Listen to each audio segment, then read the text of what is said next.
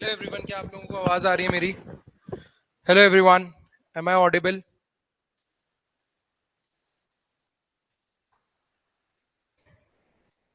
Hello everyone, am I audible? चलो, good afternoon everyone and आज का जो आपका सेशन है, जस्ट अ सेकेंड,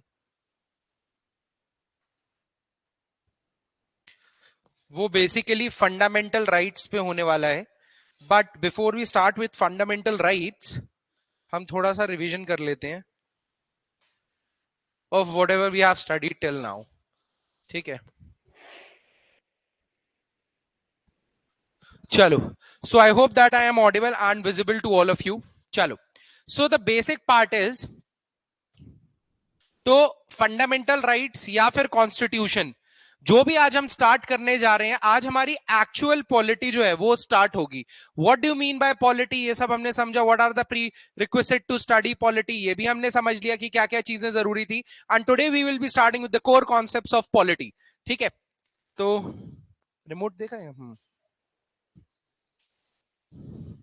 चलो, so what is polity is clear to all of you कि क्या होता है इंडिया।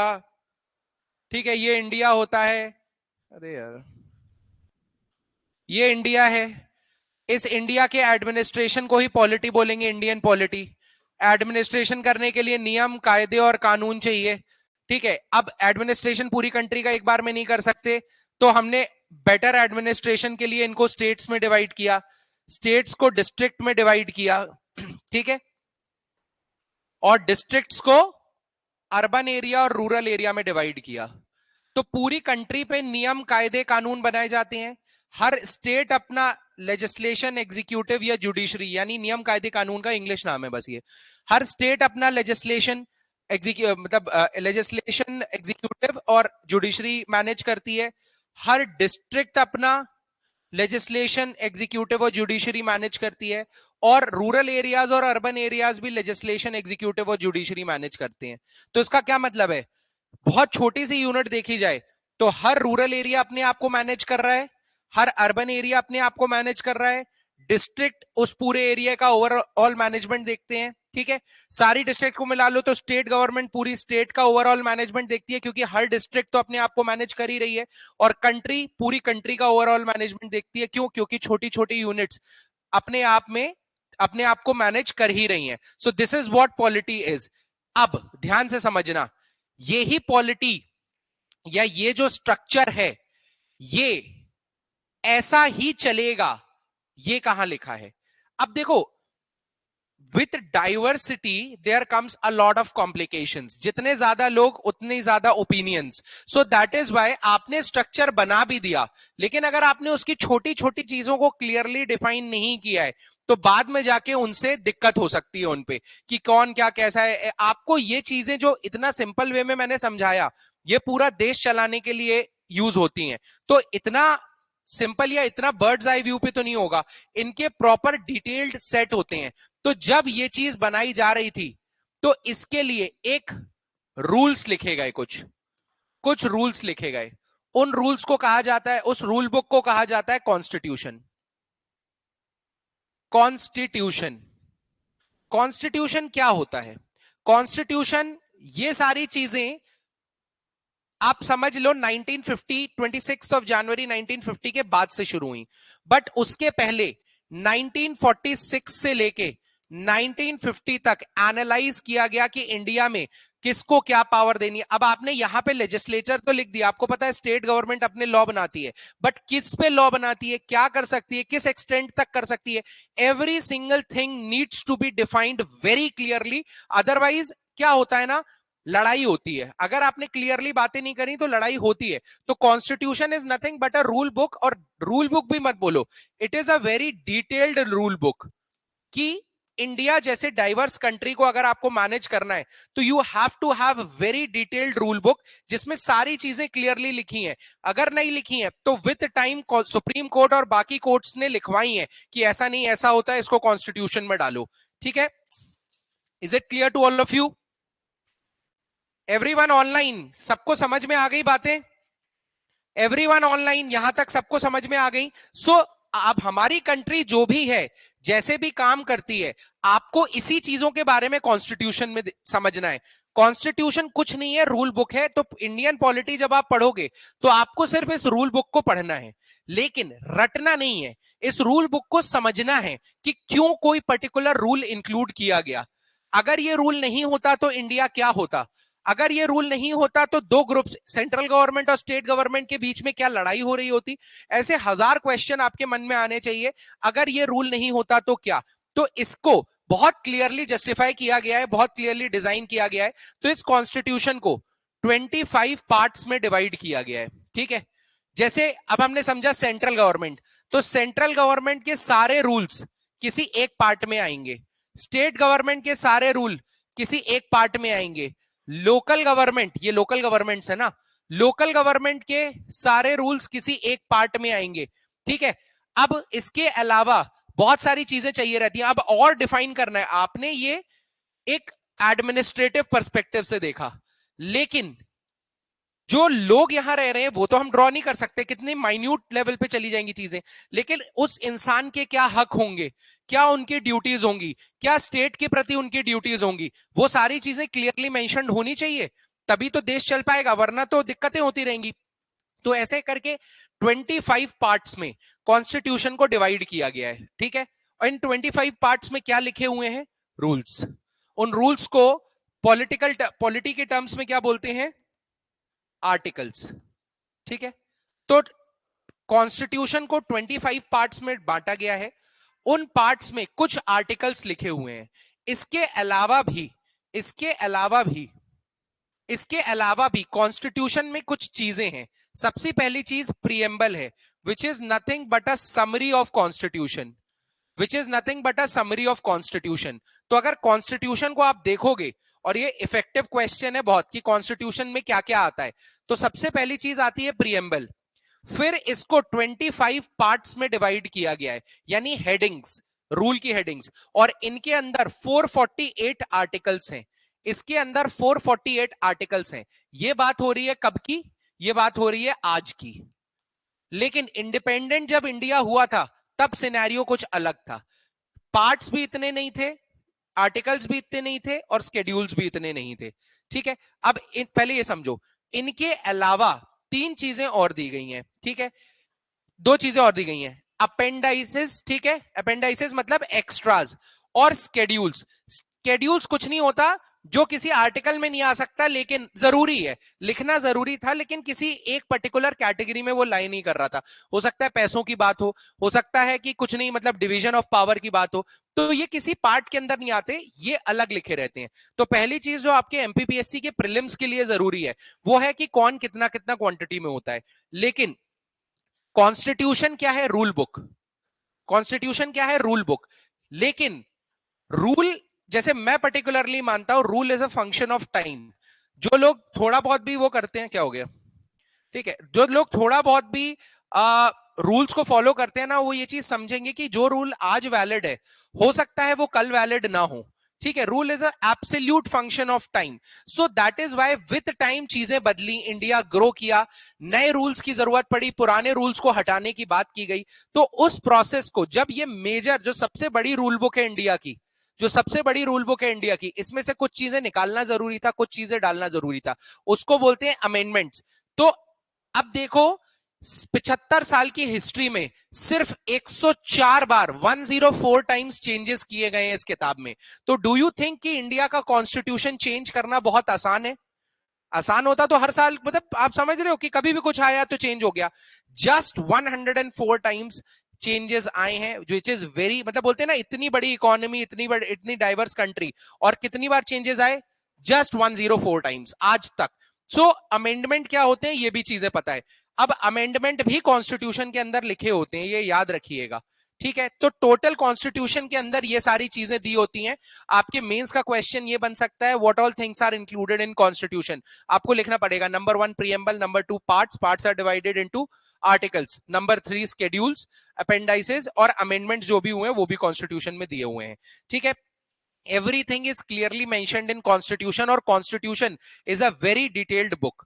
मेंस और प्री के लिए यहां तक चीजें क्लियर हैं, ठीक है। अब मजेदार बात बताओ, अब थोड़ा सा 5 मिनट डिस्कशन करते हैं। रूल बुक तो लिख दी, रूल बुक में सारी चीजें लिखी हैं कि भारत कैसे चलेगा, कौन पीएम बनेगा, कौन सीएम बनेगा। अब मान लो कोई पीएम बनने के बाद या सीएम बनने के बाद अपनी अथॉरिटी, देखो पावर आपने उनके हाथ में दी है, अब वो पावर का अगर गलत इस्तेमाल करने लगे, रूल बुक को फॉलो ना करें, तो क्या होगा? देखो रूल बुक है एक अलग चीज है, लेकिन रूल बुक को फॉलो कर रहे हैं कि नहीं कर रहे हैं वो ज्यादा इंपॉर्टेंट है। बुक तो लिख गई, बुक बनाने वाले चले गए, जिनका ऑरा हुआ करता था वो तो अब है नहीं, अब सिर्फ ये किताब बची है। तो इस किताब को अगर फॉलो नहीं किया जाएगा तो क्या होगा? आप बताओ क्या होगा, सोच के बताओ। चीजें स्मूथली नहीं चलेंगी, लोगों, कुछ डिस्प्यूट्स होंगे, कुछ लोग पावर अपने हाथों में ले लेंगे। एवरीवन देयर ऑनलाइन, जुडिशरी देखेगा वो काम। चलो आप एक्चुअली कमेंट्स थोड़ी देर से आते हैं, दिक्कत ये है। एनीवे तो यहां तक समझ में आया। यहां से एक कॉन्सेप्ट आता है कॉन्स्टिट्यूशनलिज्म। कॉन्स्टिट्यूशनलिज्म कहता है कि पहली चीज तो कॉन्स्टिट्यूशन होना चाहिए, ठीक है, because it defines everything clearly, ठीक है, उसमें डिस्प्यूट कम हो जाते हैं, लिखा है तो लिखा है, अब सही गलत नहीं होता, लिखा है बस, वो इंपॉर्टेंट है। सेकेंड, उस रूल बुक को फॉलो कैसे किया जाता है। हो सकता है नॉर्थ कोरिया का कॉन्स्टिट्यूशन हो बट कॉन्स्टिट्यूशन फॉलो ना हो रहा हो, तो एक हेडिंग डाली है अब कॉन्स्टिट्यूशनलिज्म। इस पे भी सवाल बन सकते हैं, यूपीएससी में तो आते हैं, और मतलब मेरे हिसाब से तो आया जा सकता है, ठीक है, फटाफट लिखो। कॉन्स्टिट्यूशनलिज्म की जब बात आती है, देखो हमने पावर दी है, हमने, देखो कॉन्स्टिट्यूशन में पावर कहां से आई है? अगर कॉन्स्टिट्यूशन की बात करें, हम डिटेल में पढ़ेंगे कि कॉन्स्टिट्यूशन बनाने वाली टीम कौन सी थी, कॉन्स्टिट्यूएंट असेंबली क्या थी, बहुत डिटेल में पढ़ेंगे। अभी बहुत जेनेरिक लेवल पे बात हो रही है क्योंकि हमें कुछ टॉपिक स्टार्ट करने हैं। बट कॉन्स्टिट्यूशन को पावर कहां से मिलती है, कॉन्स्टिट्यूशन की वैलिडिटी कहां से आती है? कौन बोलता है कि कॉन्स्टिट्यूशन मायने रखता है? बताओ, एक वैलिडिटी होती है ना, मैं बोल दूं कि, बोलते हैं ना कि मैंने बोल दिया कि अगर एक्सीडेंट हो रहा है तो ये रूल है, लेकिन मेरे बोलने से थोड़ी कुछ होगा। जो रूल बुक में लिखा है, तो रूल बुक में भी तो किसी ने बोला होगा, किसी ने लिखा होगा। कौन है वो, या कौन पावर देता है उनको? कॉन्स्टिट्यूशन को पावर कहां से मिलती है कि वो सुप्रीम रूल बुक है इंडिया की? बताओ, जल्दी बताओ, एवरीवन आउट देयर ऑनलाइन, जल्दी बताइए। देखो, कॉन्स्टिट्यूशन बनाने वाली एक टीम थी कॉन्स्टिट्यूएंट असेंबली, इसके जो मेंबर थे वो लोगों ने चुने थे, तो लोगों ने इनको चुना, इनने रूल बुक बनाई। तो कहीं ना कहीं आप कह सकते हो रूल बुक जो है वो लोगों का रिप्रेजेंटेशन है, लोगों के विचारों का रिप्रेजेंटेशन है। So that is why people of India की वजह से कॉन्स्टिट्यूशन को पावर मिलती है, ठीक है। कॉन्स्टिट्यूशन को बैकअप या बैक, मतलब बोलते हैं ना, बैक सपोर्ट किसका है? पीपल ऑफ इंडिया का, ठीक है। तो अब पीपल ऑफ इंडिया अगर किसी नेता को चुन रहे हैं और वो फॉलो नहीं कर रहा है कॉन्स्टिट्यूशन, तो that is a case of unlimited government. ये मैं लिखवा दूंगा, भी मत लिखना, अनलिमिटेड गवर्नमेंट। अनलिमिटेड गवर्नमेंट का मतलब क्या होता है? गवर्नमेंट के पास अनलिमिटेड पावर है, ठीक है। But this is a case जहां पे चीजें खराब होने लगती हैं और एक एडमिनिस्ट्रेशन फेल हो जाता है। तो आप कॉन्स्टिट्यूशन की डेफिनेशन लिखो। If a citizen can control and limit the power of government, if the citizen can control and limit the power of government, everyone there online, दो चीजें याद रखिए। अगर मैं कुछ बोल रहा हूं ना, तो उस चीज को लिखने की कोशिश करो, सिर्फ सुनना नहीं। If you are not making notes it will be very difficult for you to revise. आगे जल्दी लिखो। If citizen can control and limit the power of government so that actual essence of constitution is followed, so that actual essence of constitution is followed,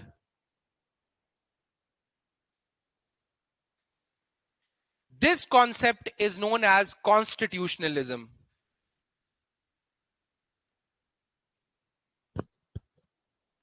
ठीक है, तो अगर 0 से 100 तक की स्केल पे देखा जाए तो north Korea will lie somewhere here, right, क्योंकि कॉन्स्टिट्यूशनलिज्म नहीं है वहां पे। अगर उनकी कोई रूल बुक है उसको भी सुप्रीम अथॉरिटी जो वहां की है वो फॉलो नहीं कर रही है। India will lie somewhere here. कि हमारे यहाँ रूल बुक को फॉलो किया जाता है लेकिन उतने हद तक नहीं, बाईपास भी किया जाता है। ठीक है, अगर हम बात करें यूनाइटेड स्टेट्स की तो it will lie somewhere here. ठीक है, समझ में आ गया। यूके की बात करें तो it will lie somewhere here. तो आप ये समझो, this is a increasing order in which constitution is followed and people can limit the power of government. ठीक है, अब लिखो कॉन्स्टिट्यूशनलिज्म, पैराग्राफ चेंज करके लिखना, constitutionalism is a system of limited government. Constitutionalism is a system of limited government whose power whose power cannot be unlimited or unrestricted.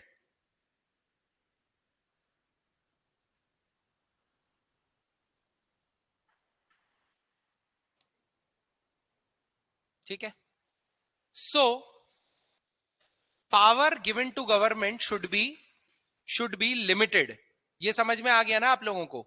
So that is why constitution makers ने इस चीज को constitution बनाते समय समझ लिया था कि हो सकता है हमारे कॉन्स्टिट्यूशन में हम लिख रहे हैं कि स्टेट गवर्नमेंट ऐसे चुनी जाएगी, सेंट्रल गवर्नमेंट ऐसे चुनी जाएगी, बट द स्टेट गवर्नमेंट और the central government they are misusing their power. तो उन्होंने एक कॉन्सेप्ट की शुरुआत लाई, कॉन्सेप्ट की शुरुआत की, ठीक है, जिसको अगर आपको कॉन्स्टिट्यूशनलिज्म,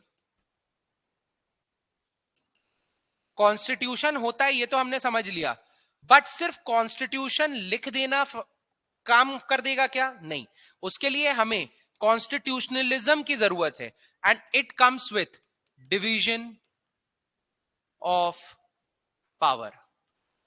तो यहां से एक कॉन्सेप्ट राइज होता है डिवीजन ऑफ पावर। ठीक है, division of power, division of power यानी पावर किसी एक के हाथ में नहीं है। Please repeat the second paragraph. यार देखो, एक चीज कर लेंगे, कई बार मैं पैराग्राफ देख के नहीं पढ़ाता हूं, मैं अपने मुंह से बता रहा हूं। ठीक है, कई बार मैं अपने मन से बोल रहा हूं, हो सकता है मतलब मैं भी भूल गया हूं मैंने क्या बोला था सेकंड पैराग्राफ में। ठीक है, so what we can do, we can form a community. आप लोग जो नोट्स बना रहे हो ना, वो एक दूसरे के साथ शेयर करते हुए चलो, एंड जितने भी स्टूडेंट्स हैं, ठीक है, there are more than 35 students right now, तो 35 स्टूडेंट्स आप लाइव देख रहे हो, ऑनलाइन देख रहे हो, ऑफलाइन देख रहे हो, आपको क्या करना है, आपको एक कम्युनिटी बनानी है, उसमें नोट्स शेयर करने हैं, ठीक है, क्वेश्चन शेयर करने हैं, अपने आंसर राइटिंग भी एक दूसरे से आप चेक करा सकते हो। ठीक है, अगर नहीं भी करा सकते हो तो अपने आंसर्स डिस्कस करो। देखो, एक कम्युनिटी अगर बन जाएगी ना, आप लोग ग्रो कर जाओगे। तो उसी में मैं ये बोलूंगा उत्सव की, और I would request other students की, अगर आपने लिखा हो तो लेक्चर के बाद जो भी आपके ग्रुप्स हैं कहीं पर भी, जैसे हम बना रहे हैं जो, उसमें एक बार पोस्ट कर दीजिएगा अपने नोट्स, अगर कोई स्टूडेंट, कोई और स्टूडेंट मांगे तो, because that is very important. मैं सच बताऊं उत्सव, मुझे याद भी नहीं है मैंने क्या बोला है अभी। ठीक है, मतलब क्या पैराग्राफ बोला है, सेकेंड पैराग्राफ में क्या लिखा था बताना है जरा। कॉन्स्टिट्यूशनलिज्म लिख लो, constitutionalism is a system of limited government and the power of government cannot be unlimited or unrestricted. The power of government cannot be unlimited or unrestricted. So the power given to the government should be limited. ठीक है, अब constitutionalism अगर हमें follow करना है, constitution को follow करवाना है, तो किसी एक के हाथ में पूरा पैसा मत दो। घर का भी नियम यही होता है, डिवीजन ऑफ पावर। तो पावर डिवाइड की गई रूल मेकिंग बॉडी में, एग्जीक्यूटिव्स में और जुडिशरी में। ठीक है, काय में डिवाइड की गई, लॉ मेकिंग या rule making body, implementation body और जुडिशरी। ठीक है, अब अगर कोई लॉ गलत बनता है तो क्या जुडिशरी उससे सवाल कर सकती है कि तुमने ये लॉ क्यों बनाया? कर सकती है कि नहीं? इतने सारे बिल हैं, इतने सारे एक्ट हैं, कई बार लॉ आए हैं ऐसे जिसपे कंट्रोवर्सी हुई है और जुडिशरी ने इंटरप्ट करके ये पूछा है कि भैया ये लॉ वैलिड नहीं है, इस लॉ को हटाओ। तो क्या इनके हाथ में सुप्रीम पावर, सुपर पावर है? नहीं है। जुडिशरी इनसे पूछ सकता है। जुडिशरी में जो जजेस बैठते हैं या जुडिशरी की जो प्रोसेस है, जुडिशरी जैसे सुप्रीम कोर्ट है, तो अब सुप्रीम कोर्ट के जजेस की अपॉइंटमेंट कहां से होती है, कौन करता है? प्रेसिडेंट करता है। प्रेसिडेंट कौन है? इन तीनों विंग में से कहां पे आएगा प्रेसिडेंट? एग्जीक्यूटिव में। तो अब इनकी अपॉइंटमेंट एग्जीक्यूटिव कर रहा है, तो कहीं ना कहीं जुडिशरी को डर लगना चाहिए एग्जीक्यूटिव से। तो लेजिस्लेशन जो है वो जुडिशरी से डरता है, जुडिशरी एग्जीक्यूटिव से डरता है, और एग्जीक्यूटिव लेजिस्लेशन से डरता है, क्योंकि इनके खिलाफ भी तो लेजिस्लेशन बनाए जा सकते हैं। तो that is why division of power करते हैं हम। तो पावर जब तीन अलग अलग विंग में है, तो कहीं ना कहीं कॉन्स्टिट्यूशन को फॉलो करने की हैबिट अपने आप लग जाएगी। अगर ये फॉलो नहीं करेगा तो ये दोनों इंटरफियर करेंगे, ये विंग फॉलो नहीं करेगा तो बाकी लोग इंटरफियर करेंगे। और अगर जब हम बात करते हैं गवर्नमेंट की, तो गवर्नमेंट सिर्फ इतनी ही है, ठीक है, चाहे सरकारी लोग हो जाए, सरकारी एम्प्लॉयज हो जाए, चाहे वर्कर्स हो जाए, चाहे नेता हो जाए, चाहे सिलेक्टेड इलेक्टेड कोई भी हो जाए, गवर्नमेंट सिर्फ इतनी है। तो गवर्नमेंट के हाथ में पावर एक को नहीं दी गई है, तीन विंग्स को दी गई है। इसको, इस सिस्टम को बोलते हैं, डिवीजन ऑफ पावर को बोलते हैं checks and balances. Checks and balances मतलब everyone is keeping a check on the other part, ठीक है, other pillar, and making a balance in the constitution, ठीक है, making a balance in the constitution, making a balance in the constitution. तो अभी हमने दो नए शब्द पढ़े, division of power and checks and balances. But क्या इंडिया में डिवीजन ऑफ पावर है? हाँ, देखो, डिवीजन ऑफ पावर इंडिया में बहुत हद तक है और नहीं भी। क्यों? क्योंकि ये दोनों तो सेम यूनिट है ना। अगर एग्जीक्यूटिव के टॉप टीम की बात की जाए तो वो तो यहीं से निकल के आ रही है, तो ये दोनों आपस में नहीं लड़ेंगे, यूजुअली ये दोनों आपस में नहीं लड़ेंगे। तो that is why division of power का डाइल्यूजन हो जाता है इंडिया में। ये सब आपको पीएससी में नहीं आएगा, लेकिन ये कंसेप्चुअल लर्निंग के लिए जरूरी है। आपको सोचने पे मजबूर होना पड़ेगा कि क्या बोल रहे हैं सर, या ये क्यों हो रहा है। भारत में कई बार दिक्कत है, अगर इतना स्मूथ सिस्टम लिखा है हमारे कॉन्स्टिट्यूशन मेकर्स ने, तो क्यों नहीं एग्जीक्यूट हो पा रहा? क्यों हम देखते हैं कि प्रोटेस्ट हो रहा है? क्यों हम देख रहे हैं कि अभी बॉक्सर्स जो है, जो आपके रेसलर्स हैं, वो ग्राउंड पे हैं? क्यों ऐसा हमने देखा कि शाहीन बाग में लोग बैठे रहे? क्यों हो रहा है ये सब? तो कुछ ना कुछ दिक्कतें हैं, कुछ ना कुछ दिक्कतें हैं, ठीक है। और यही मेजर रीजन है, जब आप एथिक्स में भी पढ़ेंगे करप्शन, तो शायद ये एक बहुत बड़ा रीजन है करप्शन का, ठीक है, क्योंकि लिंकेजेस इतने ज्यादा बन गए हैं, अल्टीमेटली इन दोनों को एक दूसरे से डर नहीं लगता। और वही आप सोचो यूएस के बारे में, जहां पर लॉ मेकिंग बॉडी अलग है, प्रेसिडेंट के इलेक्शन होते हैं, वो अपनी एग्जीक्यूटिव टीम अलग चूज करते हैं, तो एग्जीक्यूटिव टीम को बिल्कुल डर नहीं लगता वहां पे लेजिस्लेचर से, वो अपना काम करते जाते हैं। और ना लेजिस्लेचर को डर लगता है एग्जीक्यूटिव टीम से, क्योंकि इनका काम है रूल बनाना और उन पे थोपना, उनका काम है रूल को फॉलो करवाना, ठीक है। डिस्प्यूट्स होते हैं तो वो सॉल्व होते हैं, बट डर नहीं है, क्योंकि कोई कॉमन नहीं है। वेयर एज इनमें तो ये कॉमन है। तो इंडिया में डिवीजन ऑफ पावर थोड़ा सा डाइल्यूटेड है। क्या यहां तक सबको सारी चीजें समझ में आई? क्या यहां तक सबको सारी चीजें समझ में आई? भाई हाँ ना बोल दो।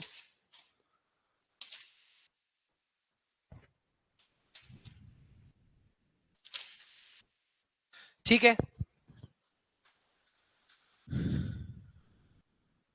वेरी गुड भावना। भावना ने बहुत अच्छा पॉइंट बोला, डिवीजन ऑफ पावर क्यों नहीं होता है? क्योंकि लेजिस्लेचर में तो है ही, डायरेक्ट हेड है ही पीएम, लेकिन एग्जीक्यूटिव में भी जो काउंसिल ऑफ मिनिस्टर है, इनडायरेक्टली तो हेड वो ही कर रहे हैं ना, head of the executive president है, बट सिर्फ नाम के। प्रेसिडेंट को इसलिए नॉमिनल हेड बोला जाता है, और रियल हेड कौन होता है? प्राइम मिनिस्टर, क्योंकि प्राइम मिनिस्टर के द्वारा चुनी हुई टीम भी जाके एग्जीक्यूटिव को लीड करती है। तो अब कॉन्सेप्चुअल लेवल पे आपकी चीजें काफी हद तक क्लियर हो गई हैं, ठीक है। आप लोगों को लगता है कि पिछले 5 दिनों में आपने कुछ पॉलिटी में सच में समझा है, क्लियरिटी, या बोलते हैं ना कि विजन क्लियर हुआ है कि क्या पढ़ना है क्या नहीं पढ़ना है। नाम शायद आपको ये सारे पहले से पता हो, division of power, this and that, but where it is actually lying in the scenario, वो इंपॉर्टेंट है, ठीक है। चलो आगे बढ़ते हैं। अब ये सब क्लियर हो गया। अब देखो क्या है, अब हमें कुछ नहीं करना है, हमें सिर्फ और सिर्फ इस किताब को पढ़ना है। लेकिन इस किताब को या तो मैं ऐसे पढ़ा सकता हूं, पार्ट 1 आर्टिकल 1, पार्ट 1 आर्टिकल 2, लेकिन वो पढ़ाने का तरीका नहीं है, ठीक है, पढ़ाने का तरीका है कंसेप्चुअल लेवल पे समझना। तो जो भी चीज देश को चलाने की जरूरी है वो इस रूल बुक में दी हुई है, और हमें इंडियन पॉलिटी पढ़ते समय सिर्फ इस रूल बुक को पढ़ना है, समझना है, इंप्लीमेंट कैसे हो रही है चीजें वो देखनी है, और क्या दिक्कतें हैं वो समझनी है। That's polity is all about. ठीक है, यहां तक समझ में आ गया? तो क्या हम कॉन्स्टिट्यूशन की शुरुआत कर सकते हैं? अब जैसे ही हम आगे बढ़ते हैं, ठीक है, तो अब क्या हो रहा है? अच्छा, स्लाइड्स जुड़ी नहीं है। ठीक है, अब समझो, अब हमें कोर कॉन्सेप्ट हम शुरू करने जा रहे हैं, कॉन्स्टिट्यूशन। अब कॉन्स्टिट्यूशन में पार्ट 1, पार्ट 2 अभी हम नहीं पढ़ेंगे। क्यों? क्योंकि उतनी अंडरस्टैंडिंग नहीं है आप लोगों की। अभी हम जो बोलते हैं ना, जो एग्जाम के लिए भी इंपॉर्टेंट है और जो काम का भी है। आप लोग लॉ तो नहीं पढ़ रहे हो जो आपको इतना डिटेल में पढ़ना जरूरी है सब कुछ? आप लोग लॉ तो नहीं पढ़ रहे हो?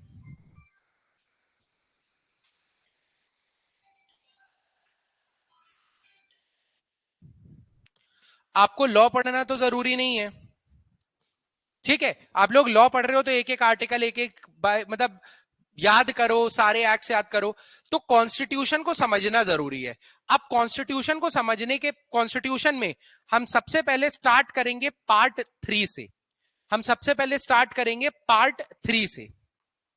ठीक है, तो हेडिंग दीजिए पार्ट 3। ठीक है, part 3। Is it clear to all of you? और क्या लिखाना है? समझ में आ गया? अब हम पार्ट 3 करेंगे, और आर्टिकल 12 से लेके 33 इसमें आता है। इसके पहले के आर्टिकल पार्ट 1 और पार्ट 2 में आएंगे। बट अभी हम समझेंगे, अगला 15 से 20 मिनट सिर्फ हम फंडामेंटल राइट समझेंगे, लेकिन ये सब इंपॉर्टेंट है आपके एमपीपीएससी प्रीलिम्स के लिए। तो पार्ट 3 में क्या दिया हुआ है? Fundamental rights. अभी लिख लो, समझा सब दूंगा मैं। Fundamental rights. ठीक है, फंडामेंटल राइट्स आर्टिकल कौन कौन से कवर होते हैं पार्ट 3 में?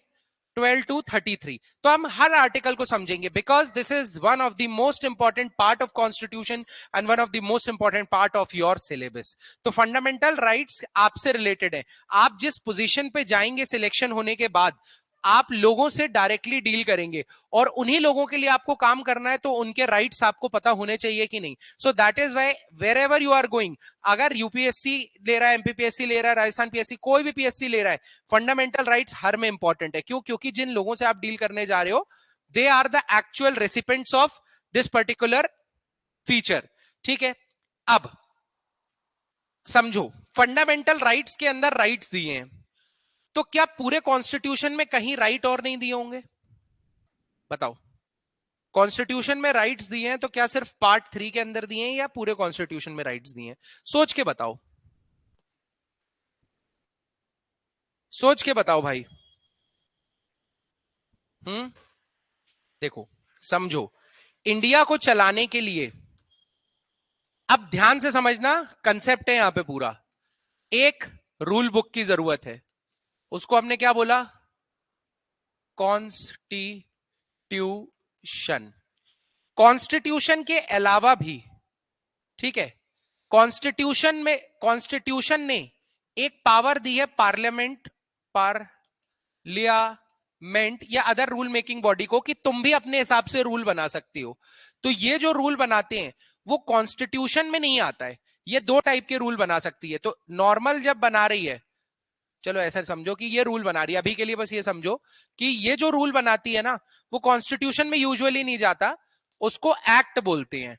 तो ये अलग पेजेस हैं, अलग पेजेस हैं, ठीक है, जिनके अंदर कुछ रूल्स लिखे हुए हैं। ये कॉन्स्टिट्यूशन में नहीं है, ये कॉन्स्टिट्यूशन में नहीं है। कॉन्स्टिट्यूशन एक सुप्रीम रूल बुक है, और उसके बाद कॉन्स्टिट्यूशन ने पावर दी है पार्लियामेंट को कि तुम भी देखो, कोई तो रूल बनाएगा। कॉन्स्टिट्यूशन लिखने वाले हमेशा जिंदा थोड़ी रहेंगे कि वही रूल बनाते रहें। तो कॉन्स्टिट्यूशन में रूल लिखने वालों ने ये पावर दे दी पार्लियामेंट को कि तुम भी रूल बना सकती हो। तो जब पार्लियामेंट रूल बनाती है तो उसको एक एक्ट की तरह देखा जाता है। They are separate pages, they are not included in constitution. But parliament को, मतलब अमेंडमेंट भी तो होते हैं ना कॉन्स्टिट्यूशन में, तो कभी कभी जब अमेंडमेंट आता है, अमेंडमेंट एक्ट आता है, अमेंडमेंट एक्ट आता है, नॉर्मल एक्ट अलग पेजेस हैं, लेकिन अमेंडमेंट एक्ट आएगा तो वो एक्ट कॉन्स्टिट्यूशन में जाके जुड़ जाएगा, ठीक है, दैट्स इट। बाकी जो नॉर्मली एक्ट आ रहे हैं वो अलग रहते हैं, and this is not only about parliament, this is about state legislature as well, rule making body की बात है। तो जब और इन्हीं पूरे रूल्स के बेसिस पे इंडिया का एडमिनिस्ट्रेशन होता है, तो इंडिया का एडमिनिस्ट्रेशन सिर्फ कॉन्स्टिट्यूशन के बेसिस पे नहीं होता है, बाकी लॉ या रूल्स जो पार्लियामेंट या अदर रूल मेकिंग बॉडी बना रही है उनको भी ध्यान में रखा जाता है, ठीक है। अब जैसे आरटीआई एक्ट है, क्या आरटीआई कॉन्स्टिट्यूशन में लिखा हुआ है? नहीं लिखा है। आरटीआई मैं आपको बता देता हूं, राइट टू इंफॉर्मेशन जो है वो कॉन्स्टिट्यूशन में नहीं लिखा है, ये ऐसे किसी एक्ट में लिखा है, उसको बोलते हैं आरटीआई एक्ट, ठीक है। आरटीआई एक्ट है, उसके अंदर लिखा है कि एक बॉडी होगी जो इंफॉर्मेशन कमीशन होगा, जो आपको आपका राइट देगी इंफॉर्मेशन का, राइट टू इंफॉर्मेशन। तो दैट इज अ रूल, आप फॉलो कर रहे हो, एग्जीक्यूटिव रूल है वो, लेकिन कॉन्स्टिट्यूशन में नहीं लिखा, वो कहीं बाहर लिखा है, ठीक है। तो दैट इज वाई जब भी राइट्स की बात है, अब पूरी चीजें लगती हैं इंडिया को एडमिनिस्ट्रेशन करने के लिए, अब जब भी राइट्स की बात आएगी, राइट्स की बात आएगी, राइट्स की बात आएगी तो तीन टाइप के राइट्स होते हैं। पहला होता है फंडामेंटल राइट्स, जो पार्ट 3 में है, ठीक है। इसके अलावा कॉन्स्टिट्यूशन में अलग अलग जगह पे और भी राइट्स दिए गए हैं सिटीजन को। तो सेकेंड टाइप के राइट्स होते हैं कॉन्स्टिट्यूशनल राइट, जो कि कॉन्स्टिट्यूशन में दिए हैं लेकिन फंडामेंटल राइट नहीं है। और इसके अलावा तीसरे टाइप के राइट्स होते हैं लीगल राइट्स। लीगल राइट्स कौन से होते हैं? जो कॉन्स्टिट्यूशन में नहीं दिए हैं बट किसी एक्ट में दिए हुए हैं, कहीं और से उनको पावर मिल रही है, ठीक है, कहीं और से उनको पावर मिल रही है। तो ये तीन टाइप के राइट्स होते हैं किसी के भी पास, ठीक है। यहां तक समझ में आया? लिख लो भैया, प्लीज नोट इट डाउन। या डायरेक्ट क्वेश्चन आ सकता है, what are the different type of rights provided to Indian citizens?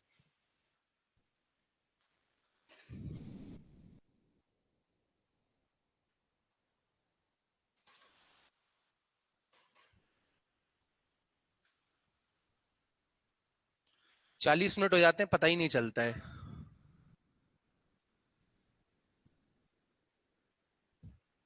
तुम लोग गाड़ियों से आते हो, स्कूटी से आते हो? तीनों लोग अलग अलग गाड़ी से आए हो?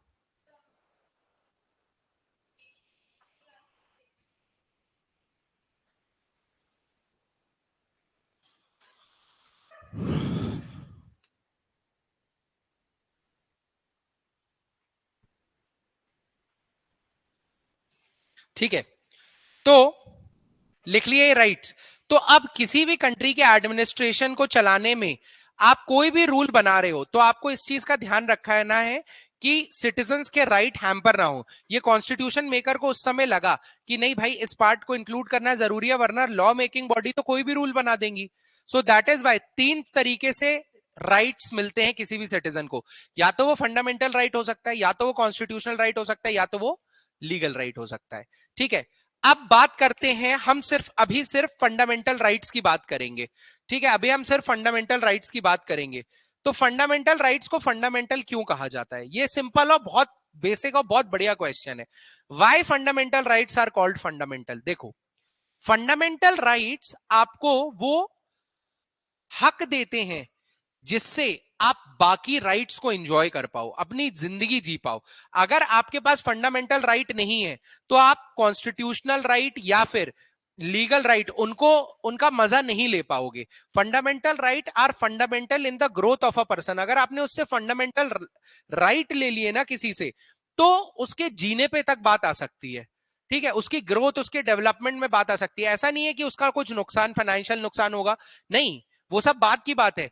एक नॉर्मल लेवल पे, एक नॉर्मल लेवल पे उसको जो हक एक नॉर्मल जिंदगी जीने के लिए मिलने चाहिए वो भी नहीं मिलते हैं। So that is why when it comes to fundamental rights, fundamental rights आप खुद समझोगे जब फंडामेंटल राइट पढ़ोगे कि यार ये राइट नहीं होता ना, तो शायद बहुत गलत हो सकता था।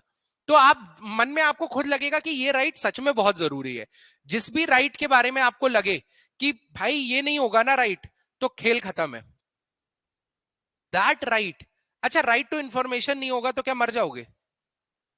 नहीं मरोगे ना। मतलब आपसे आपका जीवन थोड़ी छीन लिया जाएगा, थोड़ा परेशान होगे बस, दैट्स इट। और वो एक लग्जरी है, मुझे जानना है, लेकिन दैट इज नॉट फंडामेंटल।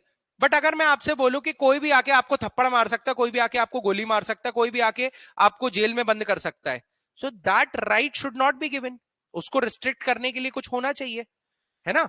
तो that is why fundamental rights के लिए आपके मन से खुद निकलेगा कि यार ये राइट नहीं होता ना तो खेल खत्म था, ठीक है? That is very important. तो क्वेश्चन सिंपल से ये आ सकता है, why fundamental rights are called fundamental?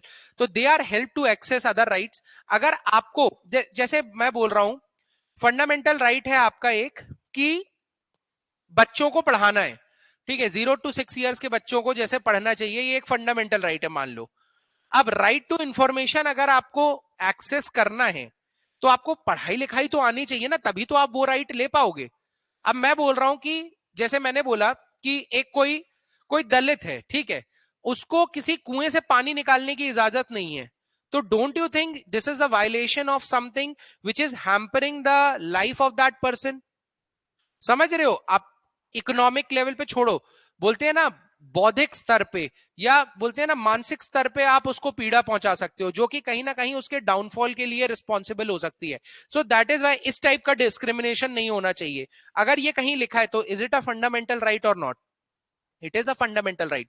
Untouchability है, मैंने बोला क्या अनटचेबिलिटी को रोकना है, don't you think this is a fundamental right? If अगर आप अनटचेबिलिटी को नहीं रोकते हो तो कहीं ना कहीं लोगों का डेवलपमेंट रुक सकता है, simple. So that is why we'll understand each and every article, we'll understand each and every article, and 12 से लेके 33 तक आपको सारे आर्टिकल्स रटे होने चाहिए। आर्टिकल्स वन बाय वन हम देखेंगे इस सेक्शन के लिए, ठीक है, because this is extremely important.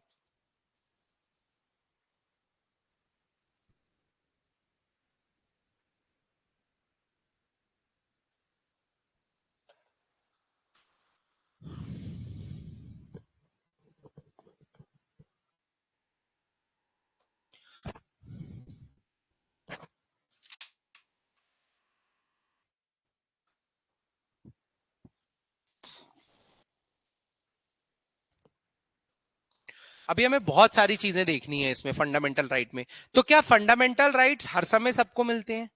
देखो, एक चीज याद रखना, polity is full of exceptions. Polity is full of exceptions, polity is full of exceptions, ठीक है? तो आपने फंडामेंटल राइट दे दिए, लेकिन कहीं ना कहीं वो फंडामेंटल राइट रिस्ट्रिक्ट हो जाते हैं, फंडामेंटल राइट कहीं ना कहीं रिस्ट्रिक्ट हो जाते हैं। तो दैट इज वाई हमें ये समझना है किस लिमिट तक रिस्ट्रिक्ट होते हैं। क्या फंडामेंटल राइट्स को हम बदल सकते हैं?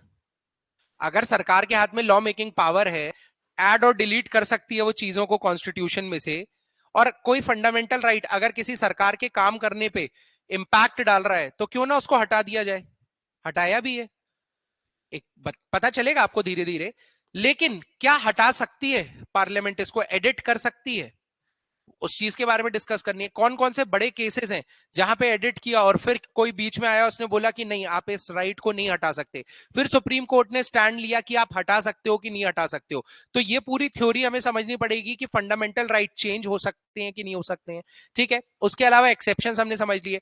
फंडामेंटल राइट पे जितनी भी चीजें कंसेप्चुअल लेवल पे, ये हम थोड़ी से समय बाद समझेंगे, ठीक है?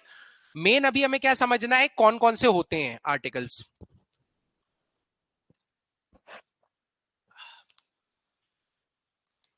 चलो,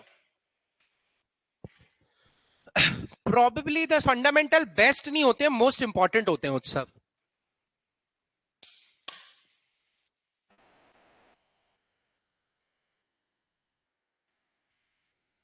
अब फंडामेंटल राइट में सबसे पहले आता है आपका टाइप्स ऑफ राइट हो गया, आर्टिकल 12 से 35।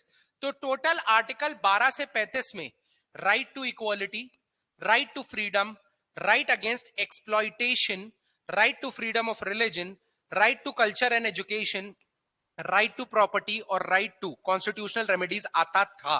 लेकिन अब राइट टू प्रॉपर्टी को हटा दिया गया है, ठीक है?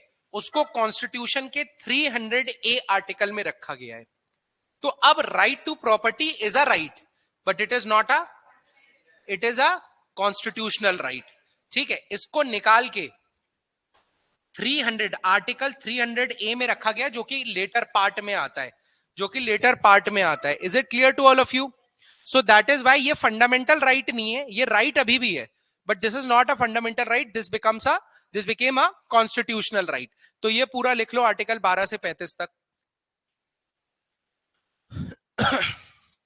या ये लिख लेना बाद में यार, ठीक है, पहले समझो।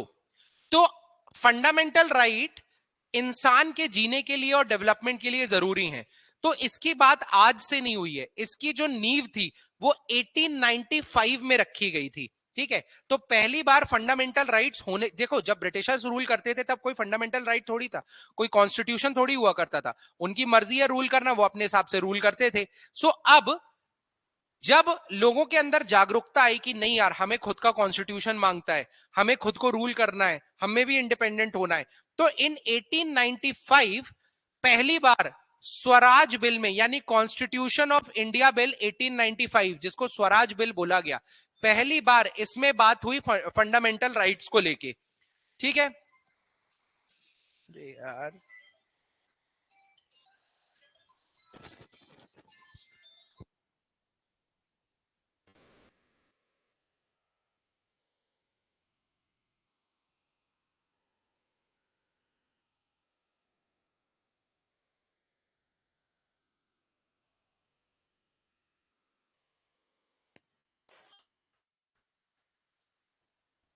चलो,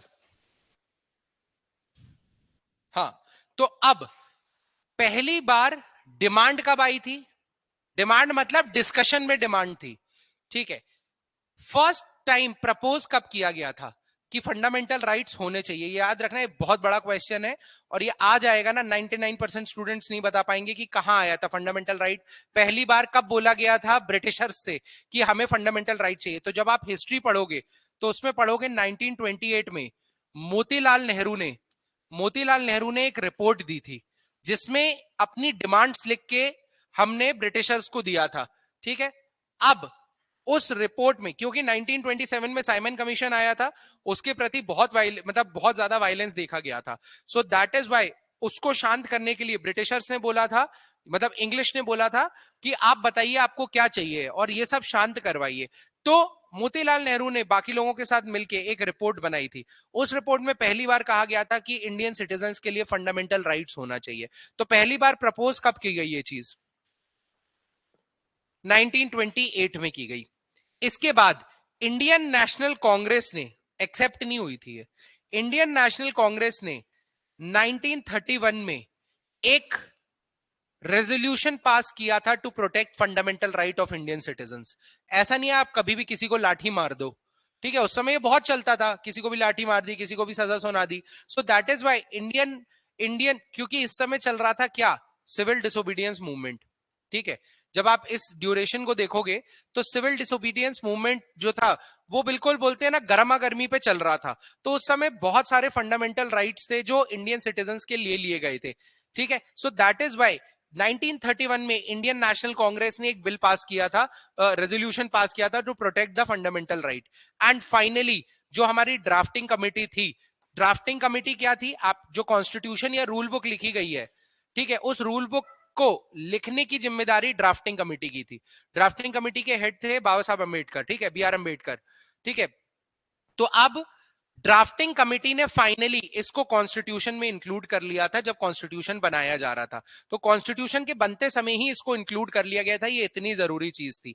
दीज आर द फैक्ट्स जो आपकी किताब में भी लिखे हैं। आई वुड रिक्वेस्ट कि अगर आप लोगों को बुक रिसीव हो गई हो, नहीं भी हुई होंगी तो 4-5 दिन में हो जाएंगी, बुक्स में पढ़ना स्टार्ट करो, 5-6 पन्ने पेज नंबर 26 से लेके 31 तक पढ़ो कि क्या होता है फंडामेंटल राइट, सारी डिटेल्स नोट करना शुरू करो, अंडरलाइन करना शुरू करो। बिकॉज यहां पे मैं कंसेप्ट समझा सकता हूं, मैं आपको फैक्ट्स नहीं दे सकता हूं, ठीक है, मैं आपको कॉन्सेप्चुअल लेवल पे चीजें समझा सकता हूं।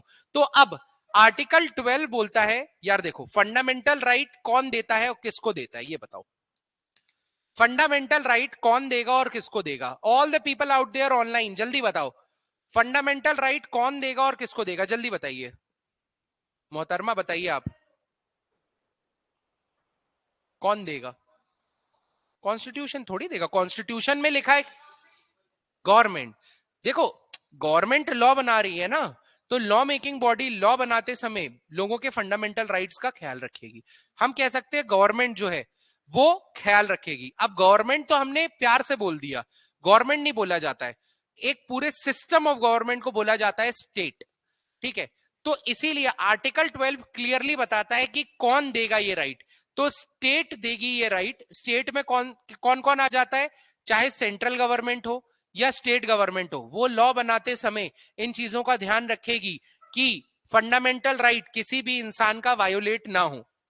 ठीक है, सेकंड, एग्जीक्यूटिव्स हैं अगर, एग्जीक्यूटिव्स हैं अगर, तो वो काम करते समय अपना ये ध्यान रखेंगे कि किसी भी इंसान का फंडामेंटल राइट वायोलेट ना हो। ठीक है, तो अब स्टेट की डेफिनेशन के अंदर कौन कौन आएगा, चाहे सेंट्रल या स्टेट लेजिस्लेचर हो गया यानी रूल मेकिंग बॉडी, या फिर all local authorities with in the territory under the control of government of India और स्टेट गवर्नमेंट्स। कोई भी अथॉरिटी, जैसे आप बोलो कि कोई एक टीम है, इलेक्शन कमीशन ऑफ इंडिया है, तो क्या वो सेंट्रल और स्टेट लेजिस्लेचर है? नहीं। इलेक्शन कमीशन ऑफ इंडिया तो अलग से बॉडी है, लेकिन इलेक्शन कमीशन ऑफ इंडिया भी ये चीज नहीं कर सकती कि वो किसी इंसान का फंडामेंटल राइट ले ले। Is it clear? किसी इंसान का फंडामेंटल राइट ले ले ये कोई एग्जीक्यूटिव बॉडी भी नहीं कर सकती। तो चाहे लॉ मेकिंग बॉडी हो या एग्जीक्यूटिव बॉडी हो, ये सब स्टेट की डेफिनेशन में आते हैं। जो भी गवर्नमेंट का हिस्सा है, चाहे आप पॉलिटिशियंस ले लो, एग्जीक्यूटिव्स ले लो, सिविल सर्वेंट्स ले लो, जो भी लोग इसके अंदर आ रहे हैं, इस बोलते हैं ना, इस पर्टिकुलर डेफिनेशन के अंदर आ रहे हैं, वो स्टेट की डेफिनेशन के अंदर भी आते हैं। एंड ये क्लियरली देखो, फंडामेंटल राइट एग्जामिनेशन के लिए बहुत इंपॉर्टेंट है और सबसे पहला आर्टिकल है ये, तो कोई हवा की बात नहीं है। सिंपल सवाल आएगा, what is a state? Under article 12 what do you mean by a state? तो आपको 2 पॉइंट्स लिखने हैं उसमें। स्टेट वो होती, जैसे स्टेट कौन होती है समझ लो पहले। स्टेट वो होती है जो फंडामेंटल राइट देती है। ठीक है, उसकी डेफिनेशन के अंदर ये आते हैं, मतलब ये लोग फंडामेंटल राइट दे रहे हैं सिटीजन्स को, उनसे ले नहीं रहे हैं। ठीक है, सेकंड आता है लॉ। ठीक है, व्हाट इज अ लॉ? मतलब लॉ बनाते समय ये चीज नहीं होनी चाहिए। लॉ बनाते समय फंडामेंटल राइट नहीं पास होना चाहिए। मैं लॉ लॉ तो कितनी बार से देर से बोल रहा हूं, but article 13 defines what do you mean by law. Article 13 defines what do you mean by law. तो anything that is passed by central or state legislature, that is a law. ठीक है, कोई भी एग्जीक्यूटिव बॉडी है, जैसे मतलब जैसे मान लो कि कोई एग्जीक्यूटिव बॉडी है, उसने कोई एक्ट, मतलब आप समझ रहे हो कि कोई लॉ बना दिया कि इतने साल करने पे इतने साल की जेल है, तो that is an executive action ना। लॉ तो नहीं बन रहा है, या पार्लियामेंट में तो वो जो चीज जाके पास नहीं हो रही है। कोई एक एग्जीक्यूटिव बॉडी थी, कोई एक एग्जीक्यूटिव बॉडी है, उसने एक लॉ बना दिया। ठीक है, अब जैसे स्टेट बैंक ऑफ इंडिया, उसने एक लॉ बना दिया, वो लॉ भी फंडामेंटल राइट नहीं ले सकता किसी सिटीजन का। समझ रहे हो? रिजर्व बैंक ने कोई लॉ बना दिया, reserve bank is not a legislature, it is an executive bodies of government. So that is why कोई भी लॉ, चाहे स्टेट या सेंट्रल लेजिस्लेचर में बन रहा है, या कोई भी चीज जो एग्जीक्यूटिव बॉडी, कोई भी रूल जो एग्जीक्यूटिव बॉडी पास कर रही है, उन सबको लॉ बोला जाता है,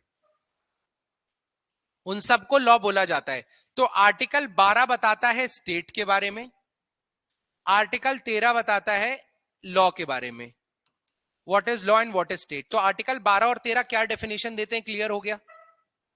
और 2-3 पेन लाया करो यार, 2-3 कलर के पेन से लिखा करो, बिकॉज व्हाट आप लोग समझ नहीं रहे हो। इसमें कोई चमकाइटिस नहीं है, इसमें सिंपल सी बात है, it will be easier for you to read. क्योंकि आप 2-3 पेन यूज करोगे ना, तो थोड़ा सा साफ सुथरा रहता है, मैनेज्ड रहता है, आपको देखने में इजी रहता है। आपको पता है कि आपने 2 रेड लाइन बना दी है, तो ये है डेफिनेशन ऑफ स्टेट। ठीक है, आर्टिकल 12।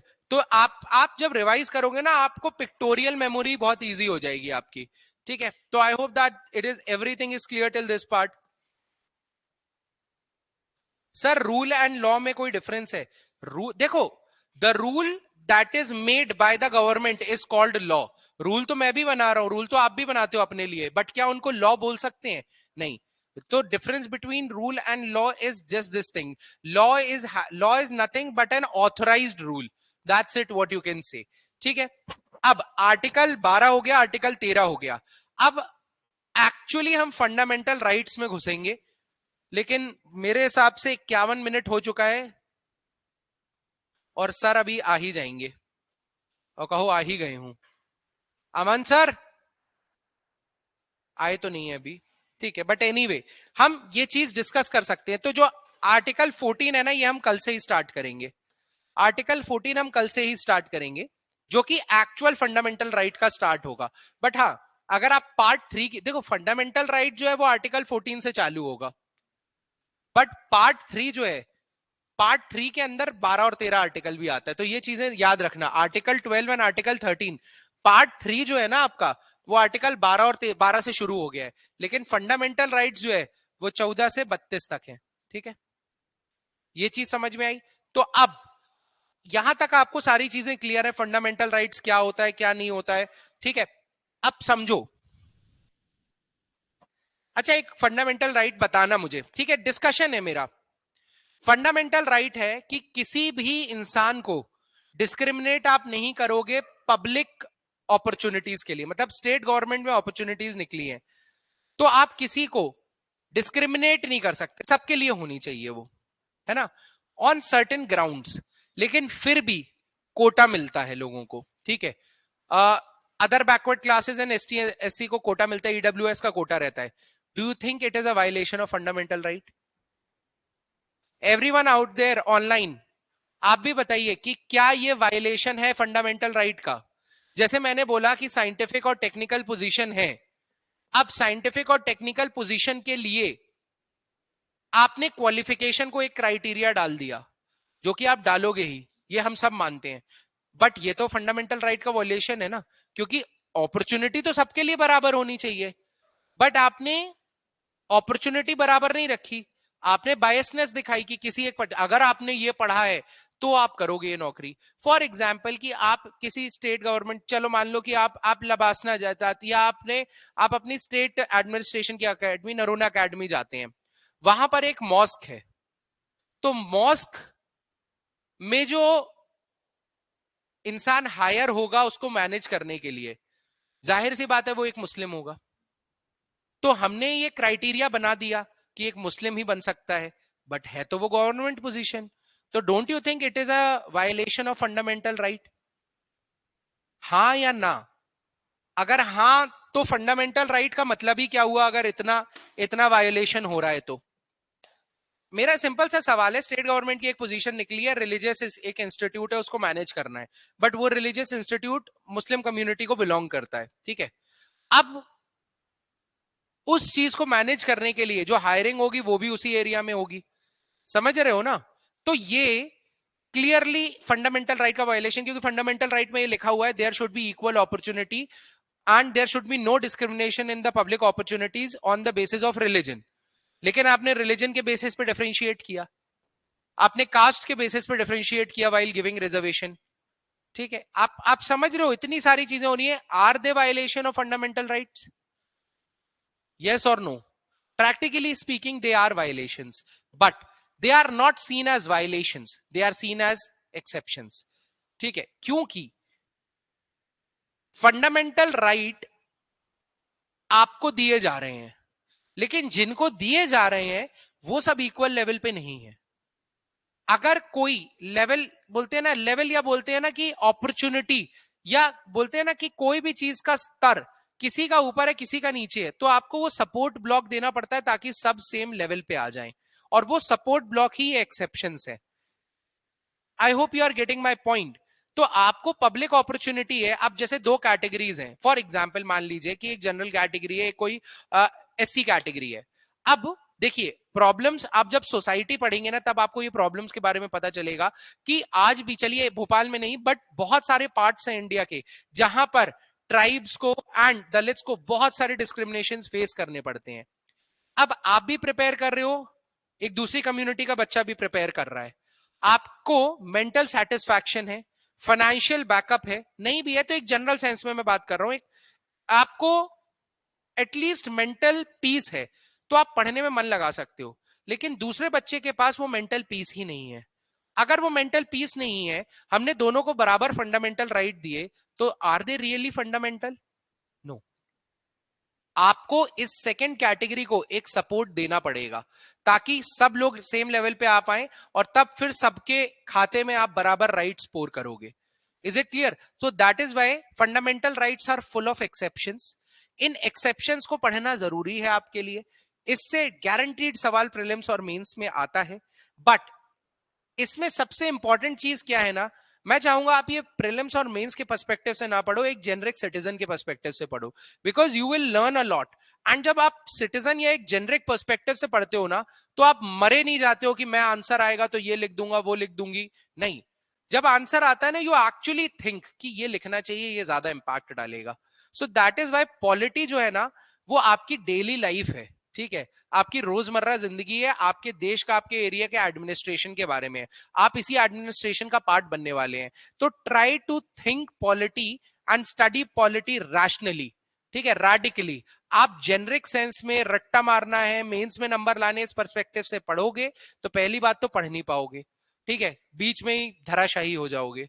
और अगर पढ़ने की कोशिश करने के बाद पढ़ भी लिया, आखिरी में याद नहीं रख पाओगे, क्योंकि इतने आर्टिकल्स और इतनी कॉम्प्लेक्स और इतने एक्सेप्शंस है कि अगर आपने नहीं समझा उन एक्सेप्शंस को, तो आप कभी उनको याद नहीं रख पाओगे। I hope you are getting my point. On this note, I would like to end today's class. I hope you have enjoyed today's class. And yes, we'll be meeting at tomorrow, 4 p.m.